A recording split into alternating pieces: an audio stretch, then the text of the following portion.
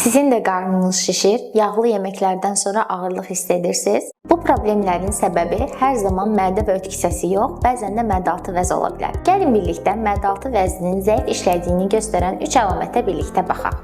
Yağlı və qızarmış yeməklərdən sonra yaranan və uzun müddət davam edən ağırlıq və köp hissi. Çünki mədə-altı vəz kifayət qədər ferment ifraz edə bilmir, o yüzdən yağlar parçalana bilmir. Defekasiya aktında dəyişikliklər.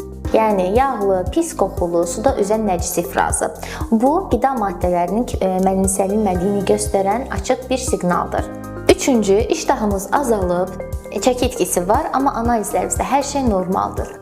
Bu, mədə-altı vəzi fermentlərinin kifayət qədər ifraz olunmadığını göstərir və bədən bizə lazım olan qidaları mənimsəyə bilmir və zəifləyir. Bu saydığım əlamətlər uzun müddət davam edərsə, bu problemlərin həlli üçün pəhriz kifayət etməyə bilər. Vaxtında müayinə və düzgün aparılmış müalicə pankreas sağlamlığı üçün çox vacibdir.